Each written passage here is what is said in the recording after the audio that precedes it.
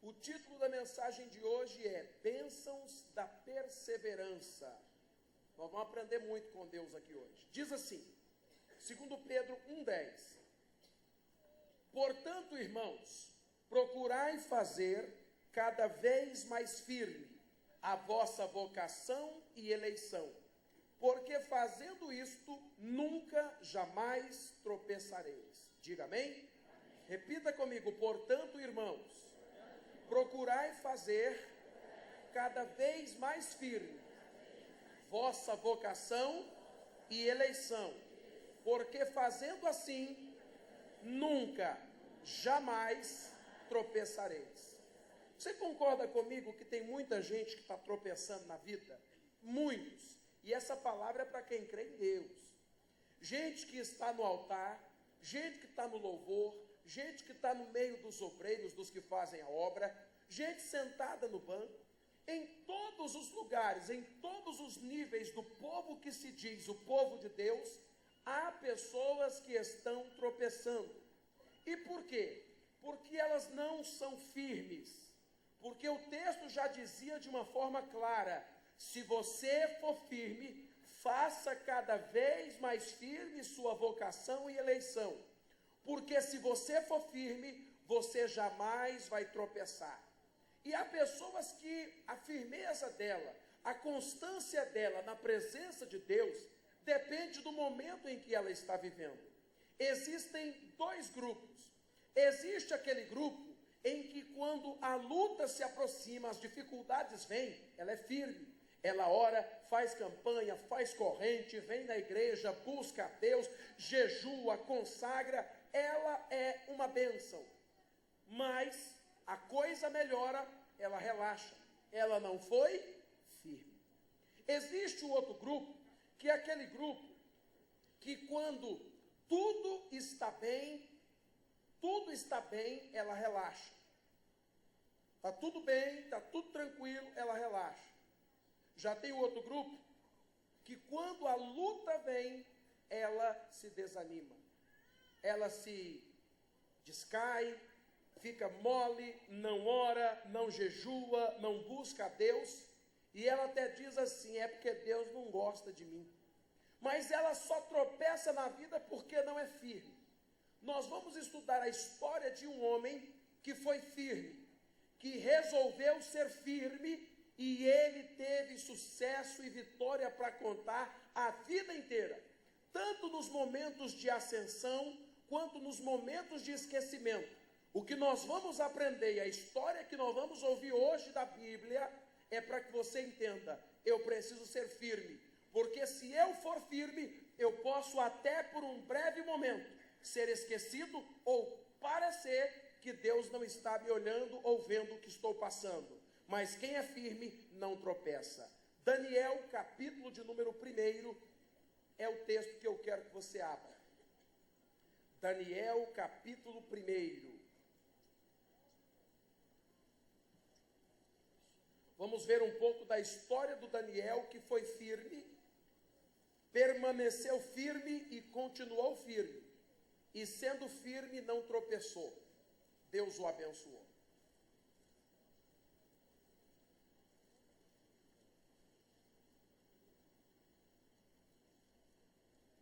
Quem encontrou, diga amém.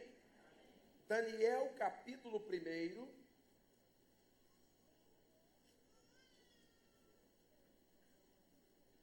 Versículo 1. Olha só o que diz a Bíblia. No terceiro ano do reinado de Jeoiaquim, rei de Judá, veio Nabucodonosor, rei da Babilônia, a Jerusalém e a sitiou. Versículo 3. Disse o rei a Aspenaz, chefe dos eunucos, que trouxessem alguns dos filhos de Israel, da linhagem real e dos nobres, jovens, em quem não houvesse defeito algum, formosos de aparência, instruídos em toda a sabedoria, e sábios em ciência, e entendidos no conhecimento, e que tivessem habilidade para viver no palácio do rei, a fim de que fossem ensinados nas letras e na língua dos caldeus. E o rei lhes determinou a porção do manjar do rei, e do vinho que ele bebia, e que assim fossem criados por 3 anos, para que no fim deles pudessem estar diante do rei. Entre os filhos de Judá achavam-se Daniel, Ananias, Misael e Azarias. E o chefe dos eunucos lhes pôs outros nomes. Versículo 8. E Daniel propôs no seu coração firmemente não se contaminar com a porção do manjar do rei, e nem com o vinho que ele bebia. Portanto, pediu ao chefe dos eunucos que lhe concedesse não se contaminar. Ora, Deus deu a Daniel graça e misericórdia diante dos eunucos. Versículo de número 18 agora. Ao fim dos dias em que o rei tinha dito que os trouxessem, o chefe dos eunucos trouxe diante de Nabucodonosor estes 3 jovens, mais Daniel. E o rei falou com eles, e entre todos eles não foram achados outros tais como Daniel, Ananias, Misael e Azarias. Por isso permaneceram diante do rei, e em toda a matéria de sabedoria e inteligência, sobre o que o rei lhes fez perguntas, os achou 10 vezes mais doutos do que todos os magos e astrólogos que havia em todo o reino. E você diga amém. Estamos falando sobre bênçãos da perseverança. Vimos no começo do texto que quem é firme não tropeça. Aquele que procura ser firme cada vez mais não tropeça. Vemos aqui Nabucodonosor entrando em Jerusalém, entrando em Judá, e leva consigo cativos alguns dos filhos de Judá. Dentre eles estavam Daniel e outros 3 amigos. Vamos falar hoje só do Daniel. Esse Daniel resolveu no coração não se contaminar, porque Nabucodonosor disse: nós vamos educá-los segundo a nossa linguagem, nós vamos educá-los segundo a nossa cultura, nós vamos fazê-los comer a nossa comida. E é isso que o diabo tenta fazer com a gente. Fazer-nos aculturar com aquilo que o mundo faz. Por exemplo, tenta fazer com que falemos a mesma linguagem que o mundão fala. A linguagem da derrota, do desânimo, a linguagem do pecado, aquela linguagem suja, aquela linguagem maliciosa. Tenta imprimir em nós a maneira como o mundo tem vivido. Mas Daniel, repita comigo, resolveu não se contaminar. Daniel poderia ficar revoltado e dizer: poxa, Deus me deixou sair da minha terra, onde lá eu buscava a Deus, e lá eu era príncipe, para vir para a Babilônia ser escravo. Eu vou me revoltar. Mas diga comigo, Daniel era firme. E você é firme? Se você for tirado do lugar de onde está e inserido, colocado no meio de pessoas que não agradam a Deus, você seria como Daniel, firme, ou o tempo naquele lugar lhe faria corromper? Porque há pessoas que eram homens de Deus, moças de Deus, rapazes de Deus, até entrar na faculdade. Entrou na faculdade, as festas, os happy hour, né, que tem nas faculdades, as festinhas na casa dos colegas, fizeram-no corromper. O outro grupo é aquele grupo que só foi entrar no trabalho. Era uma bênção, um homem de Deus, um rapaz que tinha uma linguagem sadia, entrou em um trabalho, começou a ficar pornográfico, palavras porcas, mente suja. Ele foi firme?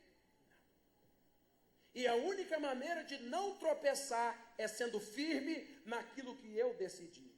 Repita comigo, Daniel resolveu não se contaminar. Quem decide não se contaminar é a gente, irmão. Eu fico vendo gente quando erra dizendo: não, pastor, o senhor sabe, né? A carne é fraca. Você desculpa para boi dormir, porque quem resolve é a gente. Ah, pastor, eu não queria, infelizmente eu caí, né? O diabo, o senhor sabe que a tentação do mundo é muito forte. Mas repita comigo, quem decide sou eu. Quem resolve sou eu. Uma pessoa do vício, se ela não decidir sair, não sai. Uma pessoa na vida torta, se ela resolver, eu vou sair, ela sai. Daniel resolveu, porque ele não queria tropeçar, porque toda pessoa que tropeça, cai, e a queda causa feridas. E quantas pessoas foram feridas de modo que não se podem curar-se. Pessoas que já não conseguem se levantar por conta do tropeço. Tudo isso porque não foram firmes. Daniel resolve não se contaminar. E como prova, como resultado disso, quando ele foi apresentado diante do rei, a Bíblia Sagrada diz que Daniel foi achado 10 vezes mais douto, 10 vezes mais capaz, 10 vezes mais inteligente do que todos os magos e príncipes que havia na Babilônia. Repita comigo: quem serve a Deus tem diferença. Malaquias 3,19 está escrito: aquele que serve a Deus tem diferença do que não serve. Daniel provou dessa diferença. Continuando aqui o texto, eu não vou me ater muito aqui, mas aí você depois perceba e leia em casa, que o Daniel se tornou o vice-rei do Egito, da Babilônia. O Nabucodonosor tinha 120 sátrapas e queria constituí-lo sobre todo o reino. Queria dar a Daniel uma posição de prestígio, e deu.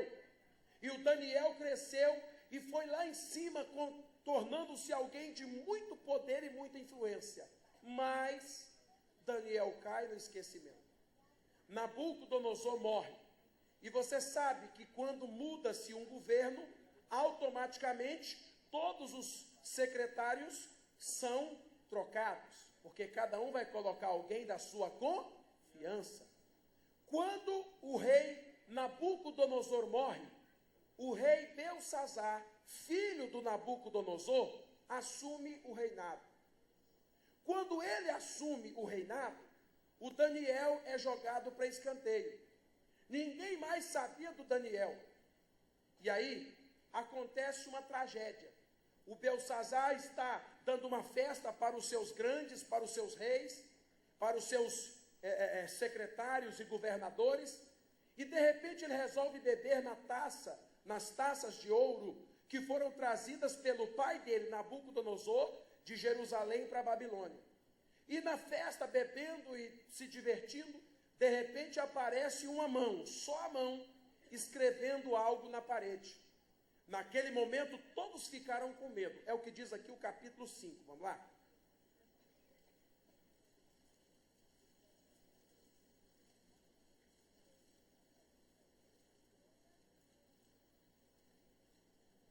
Só para constar, segura o capítulo 5, volta para o capítulo 2, versículo 48, só para você ver o que o Daniel se tornou no reinado de Nabucodonosor. Então, Daniel 2, 48. Então o rei engrandeceu a Daniel e lhe deu muitos e grandes presentes, e o pôs por governador de toda a província da Babilônia, como também por principal governador de todos os sábios que havia na Babilônia. Valeu a pena ser fiel, irmão? Valeu a pena ser firme? Ele chega como escravo e agora é colocado como governador. Vale a pena não se contaminar. Só que aqui ele foi esquecido. Passou esse fato, o Nabucodonosor morre e Daniel é deixado de escanteio. Capítulo 5, versículo de número 4, diz assim: beberam vinho e deram louvores aos deuses de ouro, de prata, de cobre, de ferro, de madeira e de pedra. E na mesma hora apareceram os dedos de mão de homem e escreviam de fronte o castiçal na estucada do palácio real. Então mudou-se o semblante do rei, e os seus pensamentos o turbaram, e as juntas dos seus lombos se relaxaram, e os seus joelhos bateram um no outro. E ordenou o rei que com força trouxessem os astrólogos, caldeus, adivinhos, e falou o rei e disse aos sábios da Babilônia: qualquer que ler esta escritura e me declarar a sua interpretação, será vestido de púrpura e trará uma cadeia de ouro ao pescoço, e no reino será o terceiro dominador. Então entraram todos os sábios do rei, mas não puderam ler a escritura, nem fazer saber ao rei a sua interpretação. Amém. O rei, comendo, bebendo, sabe, zombando das coisas de Deus, aparece essa mão escrevendo uma linguagem na parede. Quando eles viram aquilo, a Bíblia diz que os joelhos batiam um no outro. Isso indica medo. E aí, meu irmão, o rei ficou desesperado. Eu vou dar presente, vou mudar ouro e vou colocar como terceiro dominador do meu reino quem me fizer saber a interpretação. Ninguém deu conta. O rei ficou desesperado. Meu Deus, e agora? Aí a mãe do rei, a rainha mãe, quando viu o desespero, ela chega para o rei e fala o seguinte, capítulo 5, versículo de número 10. A rainha, por causa das palavras do rei e dos seus grandes, entrou na casa do banquete e falou à rainha e disse: ó rei, vive eternamente, não se turbe os seus pensamentos, nem se mude o teu semblante. Há no teu reino um homem que tem o espírito dos deuses santos, que nos dias de teu pai se achou nele luz, inteligência, sabedoria, como a sabedoria dos deuses. E teu pai, o rei Nabucodonosor, sim, teu pai, ó rei, o constituiu chefe dos magos, astrólogos, dos caldeus e dos adivinhadores, porque se achou nesse Daniel um espírito excelente e ciência e entendimento, interpretando sonhos, explicando enigmas e solvendo dúvidas, o qual o rei pôs o nome de Beltesazar. Chame-se agora, pois, este Daniel, e ele dará a interpretação. Então Daniel foi introduzido à presença do rei, e falou o rei e disse a Daniel: és tu aquele Daniel dos cativos de Judá? E você diga amém. Vamos entender isso. E aí a rainha mãe ficou preocupada porque viu o rei naquele desespero. E ele então diz o seguinte: para aí, o que está acontecendo? Chama lá, a rainha disse, chama o Daniel. Havia nos dias do teu pai, houve nos tempos do teu pai um homem chamado Daniel. Ele tinha o espírito dos deuses santos. Ele era um homem santo, era um homem inteligente, era um homem firme nos seus propósitos. Só que aqui me chama a atenção algo, irmão. Nem Beltesazar sabia quem era Daniel. Ele tinha sido esquecido, sim ou não? E aí, quando ele tem um problema, a mãe manda chamar o rei, o Daniel, que ele vai te ajudar. O rei manda fazer uma varredura no reino até encontrarem Daniel. Porque os anos haviam se passado. Daniel havia sido esquecido. Já não era mais governador, já não era mais sábio do rei, nem conselheiro. Daniel não era nada e nem ninguém nesse processo aqui. Só que aí o rei chama o Daniel e pergunta: és tu aquele Daniel dos tempos do teu pai? Em outras palavras, Daniel, você ainda é o mesmo? Você ainda é aquele homem santo? Você ainda é aquele homem firme que resolveu não se contaminar? Porque como os anos se passaram, Daniel poderia ter se corrompido, porque afinal ele morava onde? Na Babilônia. E na Babilônia, todo mundo sabe que o nome já fala Babilônia. Havia ali pecado explícito e aberto. Os historiadores da Bíblia dizem que Babilônia era uma segunda Sodoma e Gomorra. Daniel podia ter se contaminado, se envolvido com mulheres, caído na bebedeira, em desgraça. Daniel poderia ter virado a cabeça. Por isso que o rei perguntou: você ainda é aquele Daniel? A pergunta que eu faço hoje para os senhores é: você ainda é o mesmo? Você ainda é aquela? Você ainda é aquele entusiasta, animado, cheio de fé, de alegria? Aquela pessoa que, meu irmão, viesse o que viesse, a dificuldade que se apresentasse, eu vou dar a volta por cima. Daniel resolveu, no dia que chegou na Babilônia: eu não vou me contaminar. E se você continuar lendo o texto, você vai ver que mesmo caindo no esquecimento, Daniel continuava sendo o mesmo. Porque existem pessoas que a circunstância muda ela. Perdeu o emprego? Sai da igreja. Perdeu alguém, um parente? Se desvia. A mulher perdeu o juízo, o filho perdeu o juízo. Ah, Deus não me ajudou, eu vou sair. Há aqueles que já tiveram muito e hoje não tem nada. E talvez, por conta disso, já não são mais os mesmos. O dia que eu li essa palavra, que Deus falou isso comigo, eu fiquei, meu irmão, sabe, eu vibrei com essa palavra. Porque quando eu li essa mensagem, eu lembrei da primeira reunião que eu fiz. Me deram uma campanha, uma congregação, uma comunidade para fazer, num bairro chamado Zeca Ribeiro, lá na cidade de Barra do Garças. Era um bairro pequeno, havia associação de moradores de bairro e disseram, vai lá, Hilton, era obreiro na época, faz os cultos lá. E eu morava aproximadamente 6 a 7 quilômetros longe. E eu ia a pé e voltava a pé para poder pregar e fazer a reunião. No dia que eu li essa palavra, Deus perguntou para mim, você ainda é aquele? Se preciso for ir 7 quilômetros a pé hoje, você vai? Deus está perguntando para mim e para você, você ainda é aquele? É aquela? Cheia de sonhos, de alegria, porque tem gente que o tempo muda ele, as crises, os problemas. Tem gente que uma troca de pastor é suficiente para fazer ela parar. Mas você não está aí, não, o pastor não está lá, não.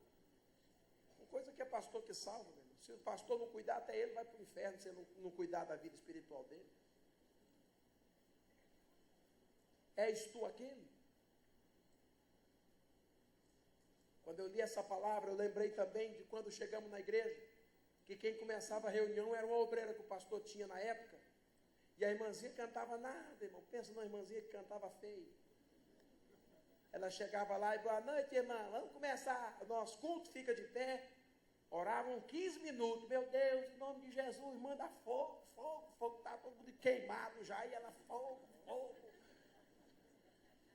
Vamos cantar agora para receber a palavra. Nesta noite feliz. E a gente cantava. E chorava cantando com a irmãzinha desafinada. Nesse santo lugar, eu marquei um encontro com Deus.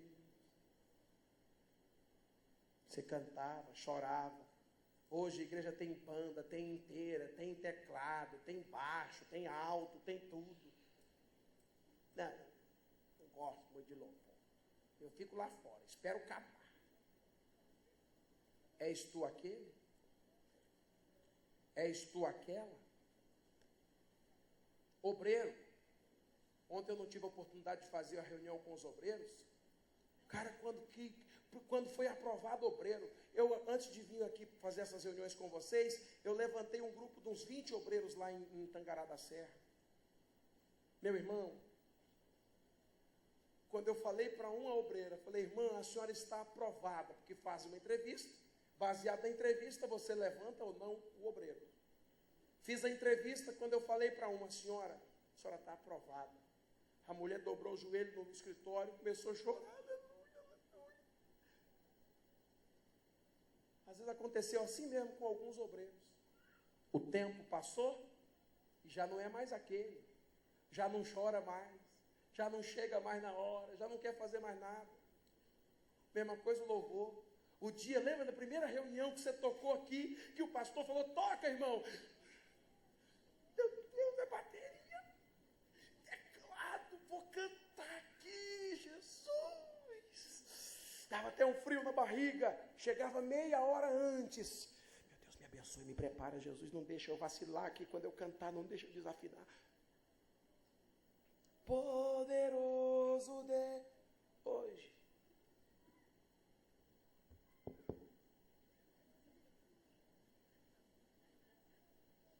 Já é profissional do altar, né? Mestre, eu preciso de um milagre. Transforma a minha vida. Aí o outro está ali no teclado, mascando chiclete. Não estou dizendo que faz isso não, estou dando um exemplo. És tu aquele? Deus perguntou para mim, eu sou o mesmo, aquele que pregava e tal, que andava 7 quilômetros a pé. Falar com você que talvez perdeu alguma coisa na vida. Quem quer recuperar tudo que foi perdido, diga amém. Você lembra quando você começou a vida cheio de sonho, de vontade de vencer? Você ainda é aquele? Você ainda é aquela? Repita comigo, Daniel respondeu. Sim, eu sou o mesmo. O tempo passou, a luta passou, mas Daniel continuava homem santo de Deus. Daniel continuava firme. Você continua firme? Ou alguém matou teu ministério e você aceitou? Mas eu canto, eu toco, não é obreiro, não. Não deixa ninguém matar teu ministério, não, irmão. Teu sonho, teu projeto. Seja firme, diga amém. Daniel chama o rei fala, Daniel, vou te dar os presentes. Se você me falar o que significa esse sonho, eu vou te dar um presente. E aí, olha o que o Daniel respondeu para o Nabucodonosor, versículo de número 17, 5:17, Daniel. Então respondeu Daniel e disse na presença do rei, as tuas dádivas fiquem contigo, e os teus presentes dá a outro, todavia lerei a escritura ao rei, e lhe farei saber a interpretação. Olha para o pastor, o que o rei falou que ia dar para quem descobrisse o segredo, o que estava escrito na parede? Ouro, ia ser o terceiro no reino. O rei veio tentar o Daniel dizendo, Daniel, vou te dar isso. Daniel vira para ele e diz, olha, fique para você os teus presentes. Sabe por quê? Porque quem é firme não depende de bens materiais ou de recompensa do homem para continuar sendo firme. Diga amém. E aí ele vai e dá a seguinte revelação. 5, agora o versículo de número 24. Diz assim, então, 25. Esta, pois, é a escritura que se escreveu, a escritura da parede. Mene, mene, tekel e parsim. Esta é a interpretação daquilo. Mene, contou Deus o teu reino e o acabou. Tekel, foste pesado na balança e foste achado em falta. Pérez, dividido foi o seu reino e deu-se aos medos e aos... Diga amém. Você sabe por que os outros não conseguiram ler a escrita na parede? Porque aquela linguagem era uma linguagem do céu. E quem fala a linguagem da Babilônia não entende a linguagem do céu. Quem se contamina não entende a linguagem do céu. Você quer uma base? Tem gente que vem na igreja quarta, sexta, domingo. Alguém olha e diz, você é doido, para que tanta igreja desse jeito? Ele não entende a linguagem do céu. Você não vem por causa da igreja, você vem por causa do seu alimento com Deus. O dízimo, quem não é do céu, não entende a linguagem do céu. Você pega o seu envelope, vai dar o dízimo, você é desses besta, que fica enchendo o bolso de pastor para eles andar de carrão e você pagando aluguel? Eles não entendem a linguagem do céu, que é um mandamento do céu. Mas quem é do céu entende a linguagem do céu. Daniel entendeu, porque não se contaminou.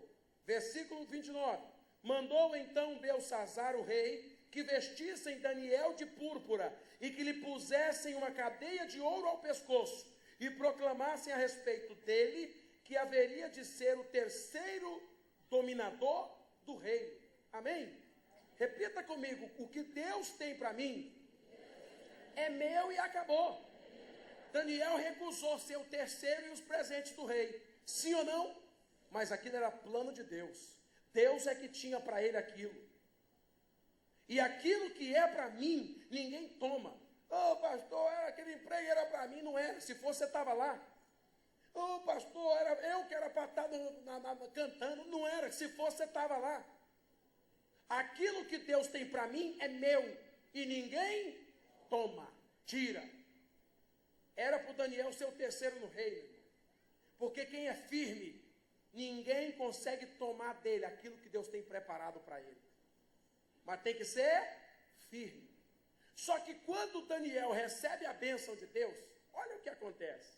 Versículo 30. Naquela mesma noite foi morto Belsazzar, rei dos caldeus, e Dário, o Medo, ocupou o reino na idade de 62. Aí o Daniel, agora feliz da vida, vou ser o terceiro, vou recuperar a minha grandeza, a minha posição, eu não vou ser mais esquecido. O que é que acontece? O rei morre. Poxa vida, agora que as coisas estavam dando certo, meu pai, esperança de pobre, alegria de pobre dura pouco, meu pai amado, morreu.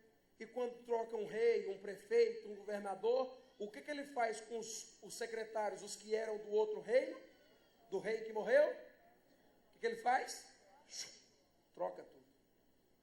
Meu Deus, agora. E quem foi que assumiu o reino? Dário. E agora? Coitadinho do Daniel.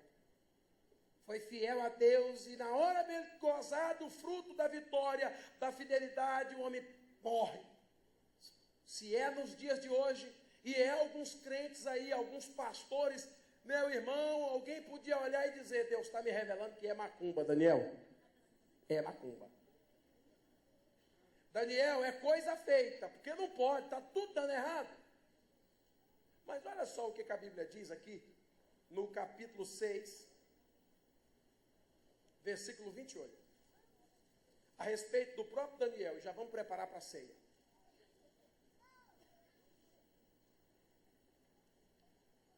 Daniel, capítulo 6, versículo 28, diz assim: este Daniel prosperou no reinado de Dário e no reinado de Ciro, o persa.